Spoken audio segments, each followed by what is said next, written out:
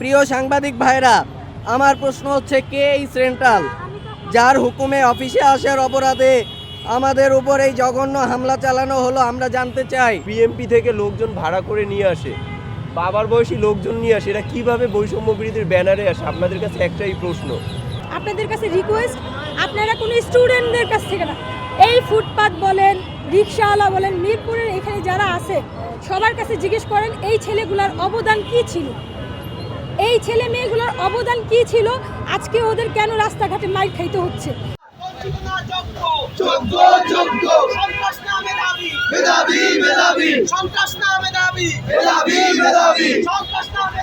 প্রতিজন যাদের আজকে ক্যামেরায় যাদের ফেস আসছে, প্রতিজনকে যাচাই বাছাই করা হোক তারা প্রথমত ছাত্র কিনা, যেহেতু তারা ছাত্রদের ব্যানারে কাজ করে, ঠিক আছে?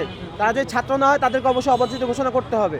এবং পরবর্তীতে আমাদের কিছু দরকার না, আমাদের বিরুদ্ধে আজকে একটা মব ক্রিয়েট করা তৈরি পায়তারা চলতেছে। বিভিন্ন এলাকা থেকে মাদকাসক্ত, বিভিন্ন রকম এলাকা থেকে অনেক লোকজন যাদের নামে সন্ত্রাসী চাঁদাবাজির নাম আছে, এদের একটা গ্রুপ হচ্ছে আনা হয়েছে। আমরা এটা ইনিশিয়ালি খবর পাইছি ছাত্রদের উপর অ্যাটাক করার জন্য, যেখানে আমরা বর্তমানে প্রতিনিধি হিসেবে কাজ করতেছি। প্রতিটা থানার সাথে আমাদের ভালো সম্পর্ক, প্রতিটা থানার ওসি আমাদের সাথে, যখন পুলিশ মুভ করতে পারে না আমরা পুলিশের সাথে স্বেচ্ছাসেবক হিসেবে 10-20 জন যখন যেভাবে পারছে আমরা চলে গেছি। কিন্তু এখন ওরা যেটা চেষ্টা করতেছে, এই কমিটি নিয়ে একটা যদি পরস্পর যদি ঝামেলা হয়, আপনি যদি আমার একটা হিট করেন অবশ্যই আমার আপনারে একটা পাল্টা জবাব দিতে হবে, সেটা মুখে হোক সেটা হাতে হোক।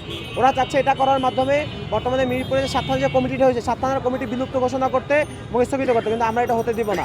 আমাদের প্রেস ব্রিফিং করার উচিত ছিল না, দরকার ছিল না, কিন্তু আমরা যখন দেখলাম আমাদের পাল্টাপাল্টে আমাদের মিথ্যা নিউজ রাটানো হয়েছে এবং এমন ধরনের নিউজও পাওয়া গেছে যে তারা বিভিন্ন সংবাদকর্মীদের আগাম রাতে বিকাশে টাকা পে করছে আমাদের সম্পর্কে, আমাদের পক্ষে সংবাদ করবেন।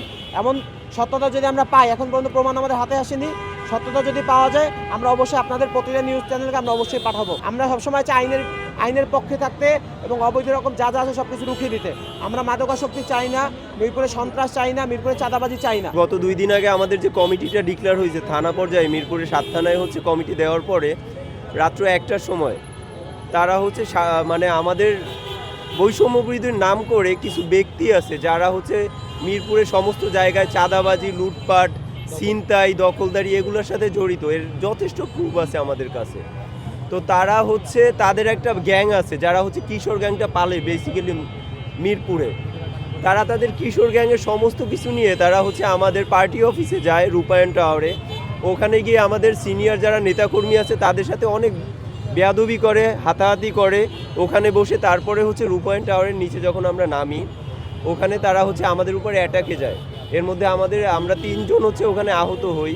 আজকে হচ্ছে 10 নম্বর গোল চত্বরে সবাই মিলে একত্রিত হয়েছে। কেন? আমাদের বিরুদ্ধে ওরা একটা প্রেস কনফারেন্স দিবে। এখন আমার কথা হচ্ছে, ভাই এখানে যারা আছে আপনি দেখলেই বুঝতে পারবেন সবগুলো স্টুডেন্ট একসাথে হয়েছে, কিন্তু ওখানে কয়জন স্টুডেন্ট আছে? আপনাদের কাছে আমার প্রশ্ন। বিএমপি থেকে লোকজন ভাড়া করে নিয়ে আসে, বাবার বয়সী লোকজন নিয়ে আসে, এরা কিভাবে বৈষম্য বিরোধীর ব্যানারে আসে? আপনাদের কাছে একটাই প্রশ্ন। বৈষম্য বিরোধী ছাত্র আন্দোলনের সাথে যুক্ত আছি এবং সম্মুখ সারির একজন যোদ্ধা। আমি গত 4 আগস্ট গুলিবিদ্ধ হই মিরপুর 10-এ। গত 2 দিন আগে রাত 1:30টায় বৈষম্য বিরোধী ছাত্র আন্দোলনের অফিসিয়াল পেজে মিরপুরে 7টি থানার কমিটি প্রকাশ করা হয়। তো কমিটিতে আমি আমার নিজের নাম না দেখে অবাক হই, এও দেখে অবাক হই মিরপুরে যারা লিডিং পর্যায়ে ছিল, যারা বিভিন্ন সময় অস্ত্র উদ্ধার থেকে শুরু করে মাদক অভিযান থেকে শুরু করেছিল, তাদের কারো নামই নাই। রূপায়ণ টাওয়ারের নিচে আসার সাথে সাথে মিরপুরের একদল চিহ্নিত ছাত্রলীগের সন্ত্রাসী আমাদের ওপর ন্যাক্কারজনক হামলা চালায় এবং বারবার বলতে থাকে, তোরা কেন আসছিস আজকে অফিসে, তোরা কেন আসছিস আজকে অফিসে, আজকে তোদের মেরে ফেলবো, তোদের হাত পা ভেঙে দিব, এসব বলতে থাকে। তখন একজন সন্ত্রাসী বলতে থাকে, সমস্যা নাই, সেন্ট্রাল থেকে অনুমতি আছে, এদের যত পারো মার। আমরা 4 জন সেখানে গুরুতর আহত হই, পিজি হাসপাতালে ভর্তি হই। আমরা আপনাদের অনুরোধ, রূপায়ণ টাওয়ারে এবং তার আশেপাশের ভবনে সিসি ফুটেজগুলো একটু চেক করে দেখবেন, পরোক্ষ এবং প্রত্যক্ষভাবে কারা দোষী। প্রিয় সাংবাদিক ভাইরা, আমার প্রশ্ন হচ্ছে, কে এই সেন্ট্রাল যার হুকুমে অফিসে আসার অপরাধে আমাদের উপর এই জঘন্য হামলা চালানো হলো? আমরা জানতে চাই। একত্র হয়ে কাজ করব। এখানে কেন দুইটা দল হবে এবং কি কেন এখানে একপাক্ষিক গ্রুপ হবে, একপাক্ষিক কমিটি হবে। থানা যান, সিটি কর্পোরেশন, রাস্তাঘাট, অলি গলি যেখানে যান সবাই কাছ থেকে জিজ্ঞাসা করুন কারা কাজ করছে। তারা করেনি এমন না, সবাই করছে, কিন্তু কমিটি একপাক্ষিক কেন হবে? এমন হতো যে দুইটা দল এখানে, আমাদের থেকে নেক 6 জন, ওনাদের থেকে নেক 6 জন, তাহলে একটা কথা ছিল। বাট ওনারা একপাক্ষিক কেন হবে? এবং কি ওই দিনের ঘটনায় সেন্ট্রালের সমন্বয়ক, এমন সমন্বয়কের নাম বলবো না, কিন্তু ওনারা বুঝে নিক, তারা গ্রুপে মেসেজ করছে যে ওরা তো আসছে, তোমরা কেন ওইখানে বসে আসো? এবং কি যারা কমিউনিটি পাইছে তাদেরকেও আমাদের নাগরিক কমিটির বড় ভাইয়েরা প্রশ্ন করছে যে তোমরা কমিউনিটি পাইছো, ঠিক আছে, ওরা পায় নাই, ওরা হয়তো রাগে বা হচ্ছে কষ্টে আসছে জিজ্ঞাসা করতে, তোমরা কেন এখানে আসছো? ওনারা কোনো জবাব দিতে পারে নাই। দেন ওনারা বলছে যে তোমরা চলে যাও, এটা নিয়ে আমরা বসবো। শুক্রবার যেহেতু অফিস বন্ধ, সার্জিস ভাই, হাসনাত ভাই আসলে আমরা সবাই বসবো। বসার পরে আমরা যখন চলে আসবো তখন আমরা অধিকাংশ নিচে চলে গেছে, আর কিছু লোক উপরে ছিলাম।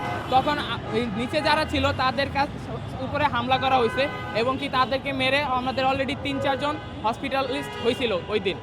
তো এই সব কর্মকাণ্ডে কি আমাদের বৈষম্য বিরোধী মানায়?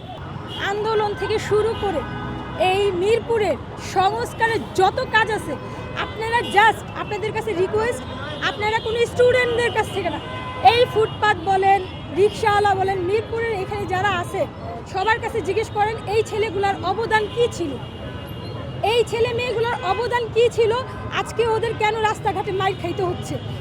এর জন্য কি তারা দেশের জন্য কাজ করেছিল, আন্দোলন করেছিল? এই মিরপুরে যত গ্রাফিতির কাজ আছে সব আমরা নিজেরা করেছি, আমাদের নিজের পকেটে টাকা দিয়ে করেছি, খেয়ে না খেয়ে নিজেরা করেছি। এবং যারা যারা করেছে তাদের খাবার পানি থেকে খাবার হতে আমাদের নিজের সৌদ ছিল।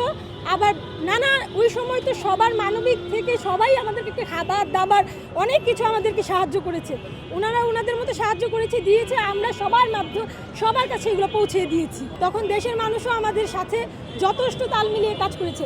এমনও সময় গেছে না খেয়ে আমরা কাজ করতেছি, হঠাৎ করে গাড়ি থেকে এসে আমাদের 20 প্যাকেট খাবার দিয়ে গেল।